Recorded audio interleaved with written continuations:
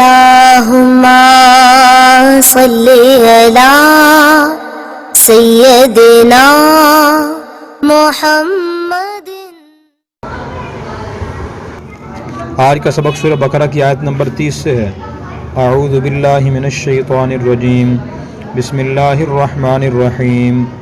وَإِذْ قَالَ رَبُّكَ لِلْمَلَائِكَةِ إِنِّي جَاعِلٌ فِي الْأَرْضِ خَلِيفَةً قَالُوا وَتَجْعَلُ فِيهَا مَن يُفْسِدُ فِيهَا وَيَسْفِكُ الدِّمَاءَ وَنَحْنُ نُسَبِّحُ بِحَمْدِكَ وَنُقَدِّسُ لَكَ قَالَ إِنِّي أَعْلَمُ مَا لَا تَعْلَمُونَ۔ وَإِذْ اور جب قالا فرمایا ربک آپ کے رب نے للملائکہ فرشتوں سے، انی بے شک میں جاعل بنانے والا ہوں فی الارض زمین میں خلیفہ کا معنی خلیفہ بھی ہے اور نائب بھی۔ قالو فرشتوں نے کہا اتجعلو کیا آپ بنائیں گے فیہا اس زمین میں من جو یفسدو فساد پھیلائے گا فیہا اس میں، ویسفکو اور بہائے گا دماء خون، ونحن اور ہم نسبحو بیان کرتے ہیں یا تسبیح بیان کرتے ہیں بحمدک آپ کی حمد کی آپ کی تعریف کی، ونقدسو اور پاکی بیان کرتے ہیں الگ آپ کی۔ قالا اللہ نے فرمایا انی بے شک میں عالم جانتا ہوں ما جو کچھ لا تعلمون تم نہیں جانتے۔ اور وہ وقت قابل ذکر ہے جب آپ کے رب نے فرشتوں سے فرمایا میں زمین میں خلیفہ بنانے والا ہوں۔ فرشتوں نے کہا کیا آپ زمین میں اس ذات کو پیدا کریں گے جس میں فساد پھیلائے گی اور وہ خون بہائے گی، اور ہم آپ کی تعریف کے ساتھ تسبیح بیان کرتے ہیں اور آپ کی پاکی بیان کرتے ہیں۔ اللہ تعالیٰ نے فرمایا بے شک جو کچھ میں جانتا ہوں وہ تم نہیں جانتے۔ وَعَلَّمَ آدَمَ الْأَسْمَاءَ كُلَّهَا ثُمَّ عَرَضَهُمْ عَلَى الْمَلَائِكَةِ فَقَالَ أَنبِئُونِي بِأَسْمَاءِ هَؤُلَاءِ إِن كُنتُمْ صَادِقِينَ۔ وَعَلَّمَ اور سکھائے آدم کو الاسماء نام کلہا سب کے سب، ثم پھر عرضہم ان ناموں کو پیش کیا علی الملائکہ فرشتوں کے سامنے، فقالا اللہ نے فرمایا انبئونی فرشتوں مجھے خبر دو، باسماء ہؤلاء ان ناموں کے بارے میں، ان کنتم صادقین اگر تم سچے ہو۔ اور اللہ نے آدم کو سب کے سب نام سکھائے، پھر وہ نام فرشتوں کے سامنے پیش فرمایا مجھے ان ناموں کے بارے میں خبر دو اگر تم سچے ہو۔ قالوا سبحانک لا علم لنا الا ما علمتنا انک انت العلیم الحکیم۔ قالوا فرشتوں نے کہا سبحانک آپ پاک ہیں، لا علم لنا ہمیں علم نہیں ہے، الا مگر ما جو علمتنا آپ نے ہمیں سکھایا ہے یا آپ نے ہمیں علم عطا فرمایا، انک انت بے شک آپ ہی العلیم سب سے زیادہ جاننے والے ہیں، الحکیم سب سے زیادہ حکمت والے ہیں۔ فرشتوں نے جواب دیا کہ آپ پاک ہیں، ہمیں علم نہیں ہے مگر وہی جو آپ نے ہمیں عطا فرمایا، بے شک آپ ہی سب کچھ جاننے والے حکمت والے ہیں۔ قال یا آدم انبئهم باسمائهم فلما انبأهم باسمائهم قال لم اقل لكم انی اعلم غیب السماوات والارض وَأَعْلَمُ مَا تُبْدُونَ وَمَا كُنْتُمْ تَكْتُمُونَ۔ قال اللہ نے فرمایا یا آدم اے آدم انبئهم ان کو بتائیے باسمائهم ان کے نام، فلما پھر جب انبأهم آدم نے ان کو بتائے باسمائهم ان چیزوں کے نام، قال اللہ نے فرمایا الم اقل لکم کیا میں نے تمہیں نہیں کہا تھا، انی عالم بے شک میں جانتا ہوں یا خوب جانتا ہوں، غیب السماوات والارض آسمانوں اور زمین کے غیب کو، وعالم اور میں خوب جانتا ہوں ما تبدون جو کچھ تم ظاہر کرتے ہو، وما کنتم تکتمون جو کچھ تم چھپاتے ہو۔ تو اللہ نے فرمایا اے آدم ان کو ان ناموں کی خبر دیجئے۔ پھر جب آدم نے ان فرشتوں کو ان ناموں کی خبر دی تو اللہ نے فرمایا کیا میں نے تم سے نہیں کہا تھا، بے شک میں آسمانوں اور زمین کی غیب کی چیزوں کو اچھی طرح جانتا ہوں، اور میں ان چیزوں کو اچھی طرح جانتا ہوں جو کچھ تم ظاہر کرتے ہو اور جو کچھ تم چھپاتے ہو۔ وَإِذْ قُلْنَا لِلْمَلَائِكَةِ اسْجُدُوا لِآدَمَ فَسَجَدُوا إِلَّا إِبْلِيسَ أَبَى وَاسْتَكْبَرَ وَكَانَ مِنَ الْكَافِرِينَ۔ وَإِذْ اور جب قلنا ہم نے کہا للملائکہ فرشتوں سے اسجدوا سجدہ کرو لآدم آدم کو، فسجدوا انہوں نے سجدہ کیا، الا ابلیس سوائے ابلیس کے، ابا اس نے انکار کیا، واستکبر اور اس نے تکبر کیا، وکان من الکافرین اور کافروں میں سے تھا۔ اور جب ہم نے فرشتوں سے فرمایا کہ آدم کے سامنے سجدہ کرو تو سب نے سجدہ کیا سوائے ابلیس کے، اس نے انکار کیا اور تکبر کیا اور وہ کافروں میں سے تھا۔ آیت نمبر 30 سے اگلی 10 آیات میں اللہ تبارک و تعالی حضرت آدم علیہ السلام کی پیدائش کا تذکرہ فرما رہے ہیں۔ جب اللہ تعالیٰ نے آدم علیہ السلام کو پیدا فرمانا چاہا تو فرشتوں کے سامنے اپنے ارادے کا اظہار فرمایا۔ ارادے کے اظہار کے مشورے کے لیے نہیں کیا تھا، بلکہ ان کی رائے معلوم کرنے کے لیے کیا تھا، اس لیے کہ مشورہ اس ذات کو کرنا پڑتا ہے جس کے سامنے کسی بھی کام کے تمام پہلو نہ ہوں، اور اللہ کے سامنے سب کاموں کے سب پہلو ہوتے ہیں۔ تو اللہ نے فرشتوں سے فرمایا کہ میں زمین میں اپنے خلیفہ بنانے والا ہوں، نائب بنانے والا ہوں۔ نائب سے مراد یہ ہے کہ وہ زمین میں جائے گا اور میرے احکام پر عمل کرے گا اور لوگوں سے اپنی طاقت کے مطابق ان احکام پر عمل کرانے کی کوشش کرے گا۔ سب سے پہلے اللہ کے احکام نافذ کرنے کے خلیفہ اور نائب حضرت آدم علیہ السلام تھے، اور سب سے آخری نائب اور خلیفہ نبی کریم صلی اللہ علیہ وسلم تھے۔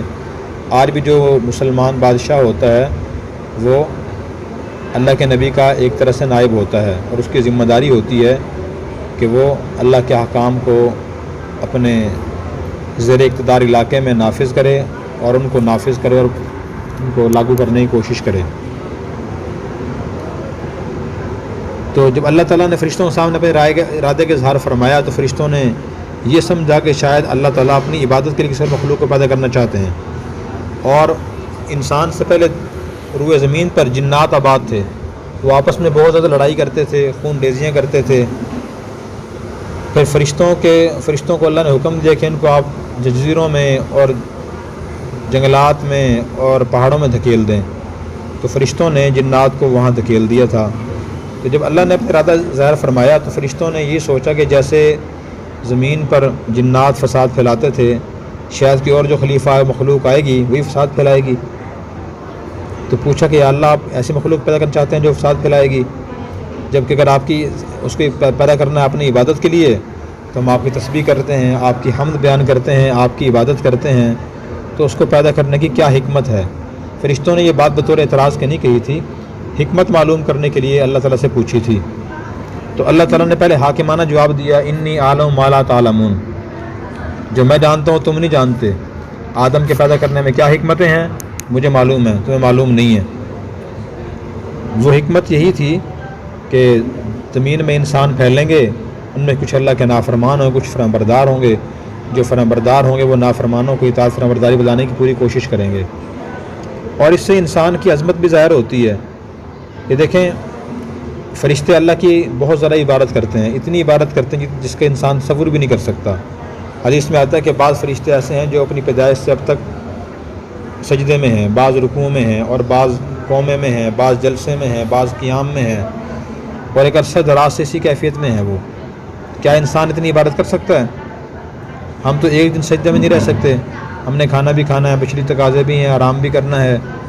فرشتے اتنی زیادہ اللہ تعالیٰ کی عبادت کرتے تھے تو اللہ تعالیٰ نے ان کو اپنا خلیفہ نہیں بنایا، آدم علیہ السلام اپنا خلیفہ بنایا ہے۔ خلافت انسان کو دی ہے، اس کی وجہ کیا تھی کہ انسان کے اندر علم حاصل کرنے کی صلاحیت ہے، اور فرشتوں میں یہ صلاحیت نہیں ہے کہ اللہ جو ان کو بات پیش کی جائے وہ یاد کر لیں، عمل کر لیں۔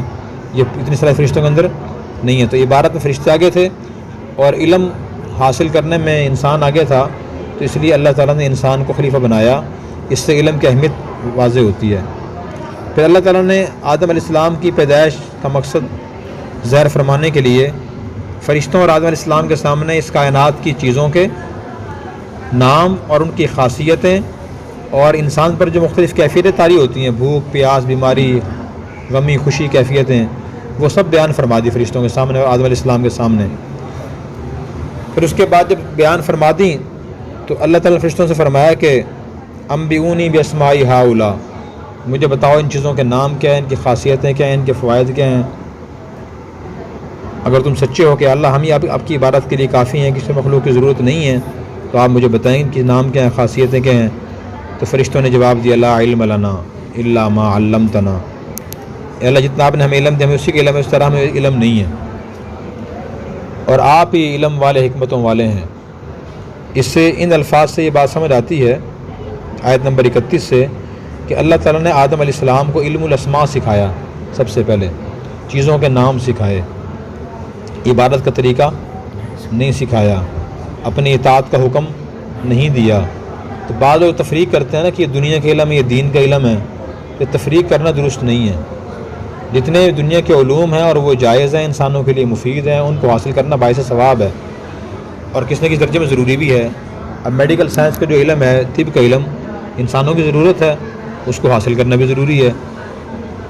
ہمارے بعض طبقے کے لوگ یہ سمجھتے ہیں کہ وہ تو دنیا داری ہے، ڈاکٹر بننا دنیا داری ہے، سائنسدان بننا دنیا داری ہے، انجینئر بننا دنیا داری ہے، تو یہ نظریہ درست نہیں ہے۔ تو اگر یہ نظریہ درست ہوتا تو اللہ تعالیٰ آدم علیہ السلام کو علم الاسماء نہ سکھاتے۔ دیکھیں سب سے پہلے تو انسان کو ضرورت ہے نا، چیزوں کے نام انسان کو آنے چاہیے۔ اگر آپ کو معلوم ہے جو چیز میں نے سر پہ رکھی ہے اس کا نام ٹوپی ہے، تو آپ جب کس سے مانگیں گے تو کیا کہیں گے آپ؟ اگر آپ کو اس کا نام ہی نہیں آتا آپ کیا کہیں گے؟ مجھے وہ چیز جو سر پہ رکھتے ہیں، سر پہ پگڑی بھی رکھتے ہیں، سر پہ دوپٹہ بھی آتا ہے، سر پہ بال بھی ہوتے ہیں، سر پہ اور ہی بہت چیزیں انسان رکھتا ہے، اگر آپ کو نام آئے گا تو آپ کسی کو کہیں گے مجھے ٹوپی دے دیں۔ تو علم الاسماء بھی ضروری ہے اور چیزوں کے نام کا صحیح تلفظ آنا بھی ضروری ہے کہ اس کا صحیح تلفظ کیا ہے۔ اسے تفریق درست نہیں ہے کہ یہ دنیا کا علم ہے، دین کا علم ہے۔ جو بھی جائز علم ہے انسانوں کے لیے مفید ہے، اس کو اچھی نیت سے حاصل کرنا باعث ثواب ہے۔ اور آیت نمبر 32 سے معلوم ہو کہ جس بات کا انسان کو علم نہ ہو تو انسان کہہ دے لا علم لنا، مجھے علم نہیں ہے۔ اکثر لوگ اس بات کا علم نہیں ہے، ایک آدمی مولوی نہیں ہے، عالم نہیں ہے، لیکن لوگوں کو مسائل بتاتا رہتا ہے، کہتا ہے کہ یہ جائز ہے، یہ ناجائز ہے، یہ حلال ہے، یہ حرام ہے، یہ صحیح ہے، غلط ہے۔ میرا دل تو کہتا ہے کہ یہ کام جائز ہی ہوگا، میرا ذہن کہتا ہے کہ یہ کام ناجائز ہوگا۔ تو بھائی جس نے شریعت پڑھی ہی نہیں، نہ قرآن شریف کا ترجمہ پڑھا، نہ تفسیر پڑھی، نہ مسائل شریعت پڑھے، نہ حدیث پڑھی، اس کے پاس شریعت کا علم ہے، کوئی سے مسئلہ پوچھ کیا گئے وہ لا علم لنا، یہ فرشتوں کی سنت ہے۔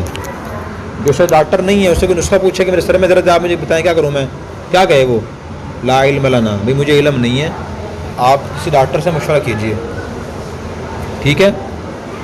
نبی پاک صلی اللہ علیہ وسلم نے ارشاد فرمایا من افتی بغیر علم کان اسمہ علی من افتاہ، بغیر علم کے لوگوں کو فتویٰ دے گا، مسئلہ بتائے گا اور کوئی عمل کر لے گا اس پہ غلط، تو جس نے مسئلہ بتایا اس کو گناہ اسے ہوگا، ٹھیک ہے۔ تو جس چیز کے علم نہیں اسے کیا کہیں ہم لا علم لنا، ہمیں معلوم نہیں ہے۔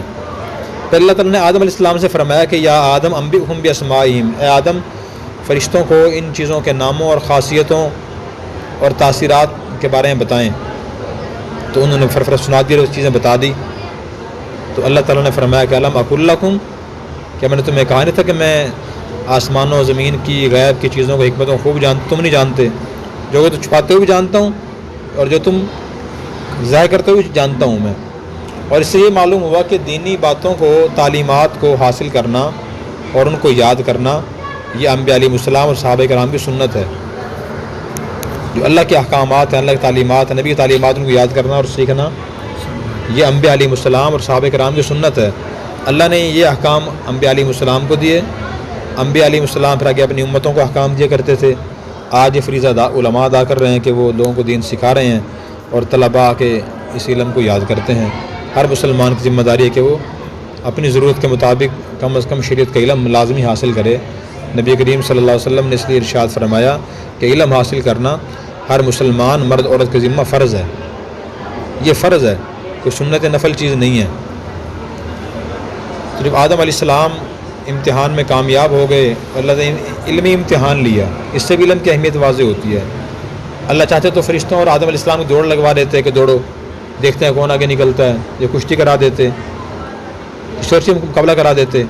اللہ نے علمی مقابلہ کرایا، اس سے بھی علم کی اہمیت واضح ہوتی ہے۔ اور پھر اس کے بعد اللہ تعالیٰ نے فرشتوں اور آدم علیہ السلام، فرشتوں کو فرمایا اور ابلیس کو فرمایا کہ آدم کو سجدہ کرو، کہ سجدہ تعظیمی تھا، جیسے ہم اس کو سلام کرتے ہیں نا، مصافحہ کرتے ہیں، تو پہلی شریعتوں میں بطور سلام کا سجدہ کرنا جائز تھا، سجدہ تشریعی حرام تھا، کسی کو معبود میں سجدہ کرنا حرام تھا، لیکن ہماری شریعت میں اللہ تعالیٰ نے سجدہ تعظیمی سے ہی منع کر دیا۔ اب سجدہ تعظیمی بھی جائز نہیں، تعظیم کے سے سجدہ کرنا جائز نہیں ہے، صرف سلام مصافحہ کر سکتے ہیں۔ تو فرشتوں نے سجدہ کیا، آدم نے سجدہ نہیں کیا۔ اللہ نے پوچھا سجدہ کیوں نہیں کیا؟ اس نے کہا نا خیر من، یا اللہ میں آدم سے بہتر ہوں، آدم مٹی سے پیدا ہوں، میں آگ سے پیدا ہوں، اور آگ اچھی ہوتی ہے مٹی سے، اس نے تکبر کیا اور انکار کیا اور کافروں میں سے تھا۔ اس کائنات میں سب سے پہلا جو گناہ ہوا تکبر گناہ ہوا کہ انسان یہ سمجھے کہ میں دوسروں سے بہتر اور بڑا ہوں۔ اللہ تعالیٰ میں اس مرض سے محفوظ فرمائے، ہمیں عاجزی نصیب فرمائے۔ آج کا سبق سورہ بقرہ کی آیت نمبر 34 سے ہے۔ اعوذ باللہ من الشیطان الرجیم، بسم اللہ الرحمن الرحیم۔ آیت نمبر 35۔ وَقُلْنَا يَا آدَمُ اسْكُنْ أَنْتَ وَزَوْجُكَ الْجَنَّةَ وَكُلَا مِنْهَا رَغَدًا حَيْثُ شِئْتُمَا وَلَا تَقْرَبَا هَٰذِهِ الشَّجَرَةَ فَتَكُونَا مِنَ الظَّالِمِينَ۔ وَقُلْنَا اور ہم نے کہا، یا آدم، اے آدم، اسکن رہیے، انتا آپ، وزوجکا اور آپ کی بیوی، الجنہ جنت میں، وکلا اور تم دونوں کھاؤ، منہا اس جنت سے، رغدن وسعت سے، حیث شئتما جہاں سے تم دونوں چاہو، ولا تقربا اور تم دونوں قریب نہ جانا، ہادی شجرہ اس درخت کے، فتکونا تم ہو جاؤ گے شمار من الظالمین ظالموں میں سے۔ اور ہم نے کہا، اے آدم، آپ اور آپ کی بیوی جنت میں رہیے اور تم دونوں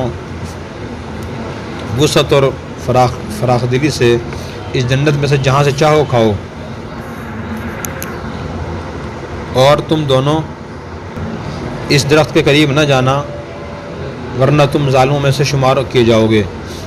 فَأَزَلَّهُمَا الشَّيْطَانُ عَنْهَا فَأَخْرَجَهُمَا مِمَّا كَانَا فِيهِ وَقُلْنَا اهْبِطُوا بَعْضُكُمْ لِبَعْضٍ عَدُوٌّ وَلَكُمْ فِي الْأَرْضِ مُسْتَقَرٌّ وَمَتَاعٌ إِلَىٰ حِينٍ۔ فَأَزَلَّهُمَا ان دونوں یعنی آدم اور حوا کو ڈگمگایا، الشیطان شیطان نے، عنہا اس جنت سے، فَأَخْرَجَهُمَا پھر ان دونوں کو نکالا، مما ان آسائشوں سے، کانا فیہ جن میں وہ تھے، وَقُلْنَا اور ہم نے کہا، اہبطوا اترو، بعضکم تم میں سے ایک، لبعضٍ دوسرے کے لیے، عدو دشمن ہوگا، وَلَكُمْ اور تمہارے لیے، فی الارض زمین میں، مستقرٌ کچھ دیر ٹھہرنا ہوگا، ومتاع اور فائدہ حاصل کرنا ہوگا، الی حین ایک خاص وقت تک۔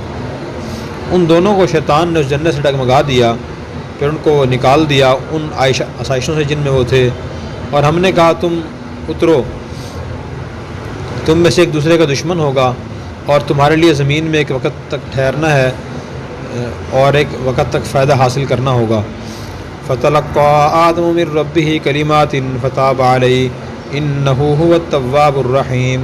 فَتَلَقَّىٰ پھر حاصل کیے، آدم نے، من ربہ اپنے رب سے، کلمات کچھ کلمے، فتابہ پھر اللہ متوجہ ہوئے، علیہ آدم کی طرف، انہ بے شک اللہ هو التواب الرحیم وہی بہت ذرا توبہ قبول فرمانے والے سب پر مہربان ہیں۔ پھر آدم نے اپنے رب سے کچھ کلمات حاصل کیے، پھر اللہ نے آدم کی توبہ قبول فرمائی، بے شک اللہ تعالیٰ بہت ذرا توبہ قبول فرمانے والے سب پر مہربان ہیں۔ وَقُلْنَا اهْبِطُوا مِنْهَا جَمِيعًا فَإِمَّا يَأْتِيَنَّكُم مِّنِّي هُدًى فَمَن تَبِعَ هُدَايَ فَلَا خَوْفٌ عَلَيْهِمْ وَلَا هُمْ يَحْزَنُونَ۔ قُلْنَا ہم نے کہا، اهْبِطُوا اترو، منہا اس سے، جمیعاً سب کے سب یا اکٹھے، فَإِمَّا پھر اگر یَأْتِيَنَّكُم تمہارے پاس آئے، منی میری طرف سے، ہدن ہدایت، فمن تو جو شخص تبع پیروی کرے گا، ہدایہ میری ہدایت کی، فلا خوف علیہم ان پر خوف نہیں ہوگا، ولا هم یحزنون اور نہ ہی وہ غمگین ہوں گے۔ ہم نے کہا تم سب اس سے اترو، پھر اگر تمہارے پاس میری طرف سے ہدایت آئے تو جو شخص میری ہدایت کی پیروی کرے گا نہ اس پر کوئی خوف ہوگا، نہ ایسے لوگ غمگین ہوں گے۔ والذین کفروا وکذبوا بآیاتنا اولئک اصحاب النار هم فیہا خالدون۔ والذین وہ لوگ، کفروا جنہوں نے کفر کیا، وکذبوا جھٹلایا، بآیاتنا ہماری آیات کو، اولئک یہی لوگ، اصحاب النار جہنمی ہیں، ہم وہ لوگ، فیہا اس میں، خالدون ہمیشہ رہیں گے۔ جن لوگوں نے کفر کیا اور ہماری آیات کو جھٹلایا، یہ لوگ جہنمی ہیں، وہ لوگ ان میں، اس جہنم میں ہمیشہ رہیں گے۔ پچھلی آیات مبارکہ میں اللہ تبارک و تعالیٰ نے حضرت آدم علیہ السلام پر دو انعامات کا تذکرہ فرمایا تھا۔ ایک انعام تو یہ فرمایا تھا کہ ان کو علم عطا فرمایا، اور دوسرا انعام یہ عطا فرمایا کہ ان کو سجدہ کرایا فرشتوں سے۔ تیسرا انعام یہ فرمایا، اس کا تذکرہ آج ہے، اللہ تعالیٰ نے فرمایا کہ اے آدم تم بھی اور تمہاری بیوی بھی جنت میں رہو، جنت کی رہائش دے دی۔ انسان کو اچھے مکان اور رہائش کی ضرورت ہوتی ہے، بنیادی ضرورت ہے، جنت کی رہائش دی، اور پھر فرمایا کہ کلا منہا رغدا حیث شئتما، کہ تم دونوں اس میں سے جہاں سے چاہو جو چاہے کھاؤ، ممانعت نہیں ہے۔ ولا تقربا هذه الشجرہ، لیکن اس درخت کے قریب نہ جانا، فتکونا من الظالمین، اگر تم قریب گئے تم ظالموں میں سے ہو جاؤ گے۔ تو وکلا منہا رغدا حیث شئتما سے معلوم ہوا کہ اللہ تعالیٰ انسان کو کھانے پینے سے منع نہیں کرتے کہ آپ اچھی چیزیں نہ کھائیں، اچھے لباس نہ پہنیں۔ کچھ چیزوں سے اللہ تعالیٰ نے منع فرمایا ہوا ہے کہ ایسا لباس نہیں پہننا، فلاں فلاں چیزیں نہیں کھانی، وہ تھوڑی سی چیزیں ہیں وہ منع ہیں۔ باقی اچھی چیزیں جو حلال ہیں ان کو حلال طریقے سے حاصل کرنا اور ان کو استعمال کرنا شرعی لحاظ سے منع نہیں ہے۔ ساری نعمتیں اللہ نے انسانوں کے لیے پیدا کی ہیں، انسان ان کو حلال طریقے سے حاصل کرے، حلال طریقے سے استعمال کرے اور اعتدال سے استعمال کرے، اور ان چیزوں میں مصروف ہو کر اللہ کے احکام سے غافل نہ ہو، پھر یہ چیزیں منع نہیں ہیں۔ بعض لا علمی کی وجہ سے سمجھتے ہیں کہ شاید چیزیں ہی منع ہیں، بری چیزیں ہیں، یہ آدمی اچھا لباس استعمال نہ کرے، اچھا کھانا نہ کھائے، تو یہ ان کی اپنی غلط فہمی ہے۔ جتنے اچھے میوہ جات ہیں، اخروٹ ہیں، کاجو ہے، بادام ہے، چلگوزہ ہے، اور اچھے پھل ہیں، سیب ہے، انگور ہے، انار ہے، انناس ہے، یہ اللہ نے کس لیے پیدا کیے؟ انسانوں کے لیے پیدا کیے ہیں۔ انسان کھا سکتا ہے اعتدال سے، اچھی نیت سے کھائے گا کہ میں یہ چیزیں استعمال کرنے کے بعد اس سے میں طاقت قوت پیدا ہوگی، میں اللہ کی عبادت اور اطاعت میں اس طاقت کو استعمال کروں گا، یہ کھانا بھی عبادت بن جائے گا۔ لیکن دوسری بات یہ فرمائی کہ کچھ پابندیاں بھی ہیں، اس طرح سے قریب نہ جانا۔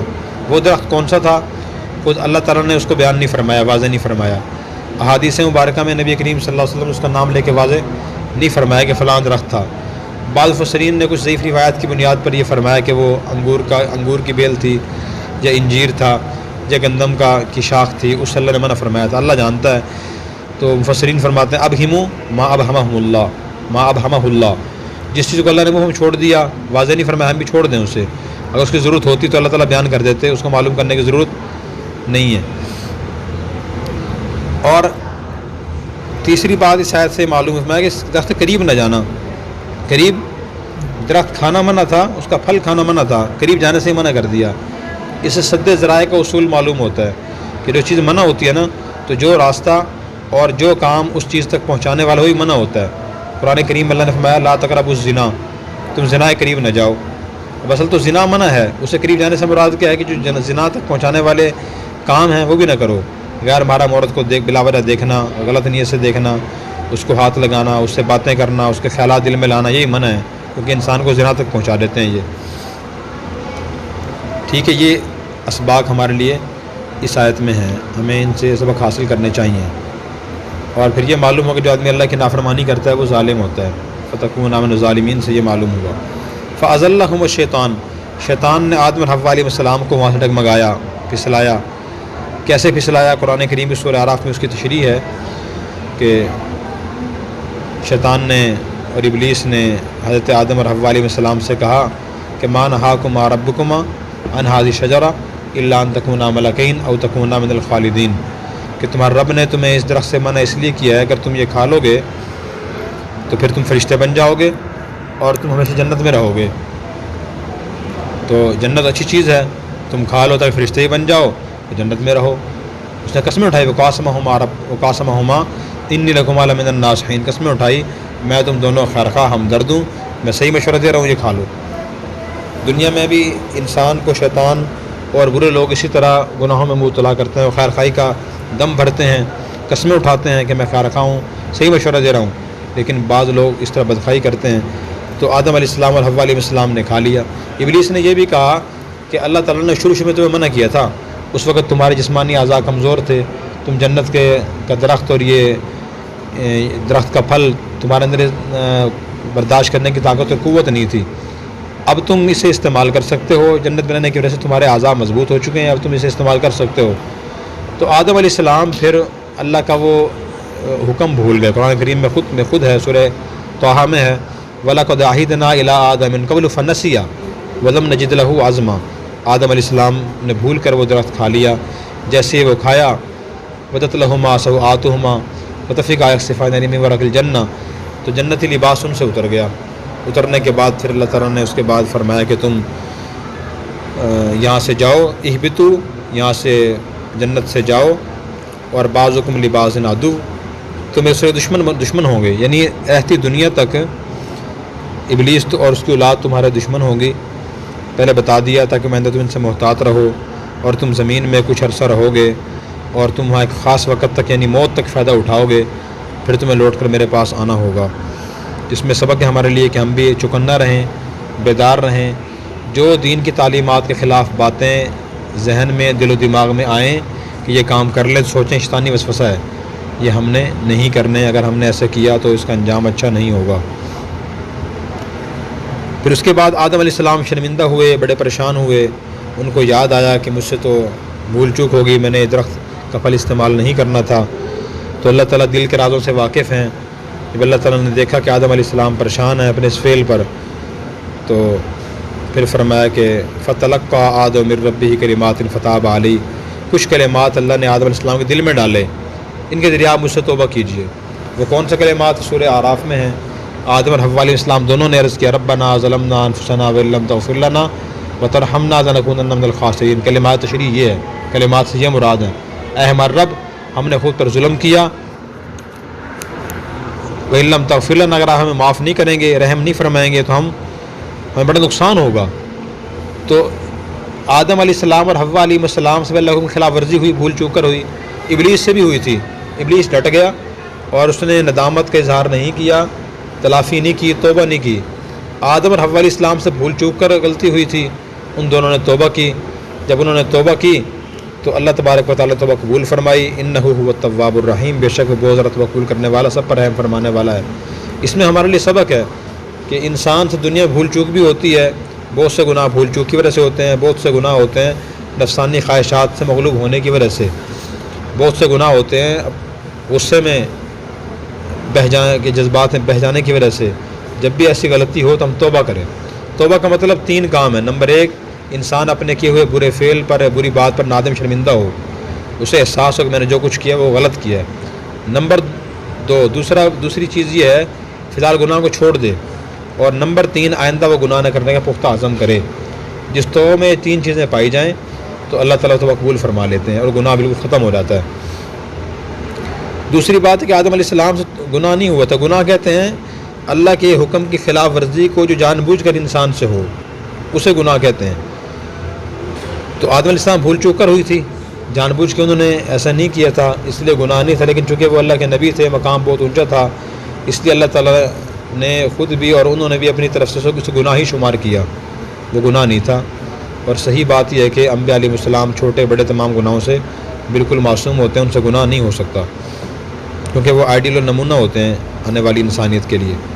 تو اللہ نے فرمایا کہ اہبطوا منہا جمیعا، آدم اور حوا اور ابلیس تم یہاں سے اترو، اگر تمہارے پاس میری طرف سے کوئی ہدایت آئے دنیا میں، جو ہدایت کی پیروی کرے گا اس پر کوئی خوف نہیں ہوگا، وہ غمگین نہیں ہوں گے۔ دنیا میں آگے حدیث میں آتا ہے کہ اللہ تعالیٰ نے جمعے کے دن آدم علیہ السلام کو پیدا فرمایا، اور جمعے کے دن جنت میں داخل فرمایا، اور جمعے کے دن ہی جنت سے دنیا میں بھیجا۔ تم جمعے کے دن کثرت سے درود شریف پڑھا کرو، یہ صحیح مسلم کی حدیث ہے۔ تو اس سے معلوم ہوا کہ جمعے کے دن بڑا مبارک دن ہے، اسی میں آدم علیہ السلام دنیا میں بھیجے گئے ہیں۔ بعض لوگ کہتے ہیں کہ آدم علیہ السلام کاش کے وہ درخت نہ کھاتے، ہم جنت میں رہتے ساری ان کی اولاد، تو یہ بات درست نہیں۔ اللہ نے ان کو دنیا میں بھیجنا تھا، پیچھے فرمایا تھا نا انی جاعل فی الارض خلیفہ، کہ میں آدم کو زمین میں اپنا نائب بناؤں گا، پہلے کی طرف سے یہ طے تھا۔ تو آدم علیہ السلام دنیا میں آنا تھا، اور یہی پہلے سے اللہ کی طرف سے طے تھا، ان کی پیدائش سے پہلے اللہ تعالیٰ نے یہ فرمایا تھا۔ تو بہرحال دنیا میں ہم بھیجے گئے ہیں، اب ہمارے لیے حکم کیا ہے کہ جو اللہ کی طرف سے ہدایت اور احکامات اور ان کی پیروی کریں۔ جو پیروی کریں گے وہ دنیا میں کسی بڑے تکلیف پریشانی میں مبتلا نہیں ہوں گے، اور آخرت میں بھی وہ بڑی پریشانی میں مبتلا نہیں ہوں گے۔ 2 لفظ استعمال ہوئے ہیں، خوف، دوسرا حزن۔ خوف کہتے ہیں کسی حادثے کے پیش آنے پر جو پریشانی ہوتی ہے نا، حادثہ پیش آنے سے پہلے، اسے خوف کہتے ہیں، اور حزن کہتے ہیں حادثہ پیش آنے کے بعد اس پر افسوس کرنا۔ جو اللہ کے انبیاء علیہ السلام اولیاء کرام ہوتے ہیں تو اللہ کی رضا پہ چونکہ وہ راضی رہتے ہیں، تو نہ وہ بہت زیادہ غمگین ہوتے ہیں کسی واقعے پہ، واقعوں پیش آ گیا، نہ بہت زیادہ ڈرتے ہیں کہ کیوں واقعہ پیش آ رہا ہے، نہیں آنا چاہیے۔ اللہ کی رضا پہ راضی رہتے ہیں، ہمیں راضی رہنا چاہیے۔ پھر اس کے بعد فرمایا جو لوگوں نے کفر کیا، ہمارے آیات کو جھٹلایا، خواہ کفر عملی طور پہ ہو یا زبانی طور پہ، مراد یہاں کافرین جو زبان سے جھٹلائیں عمل سے جھٹلائیں تو ایسے لوگ جہنمی ہیں، ان میں وہ ہمیشہ ہمیشہ رہیں گے۔ دونوں کا تذکرہ فرما دیا، انبیاء علیہ السلام کا بھی اور کافروں کا بھی۔ ہم کوشش کریں ہماری جو زندگی ہے اس میں انبیاء علیہ السلام والی تعلیمات ہوں، ان پر عمل ہو۔ اللہ تعالیٰ عمل کرنے کی توفیق عطا فرمائے۔ Subscribe now and press the bell icon. Never miss an update.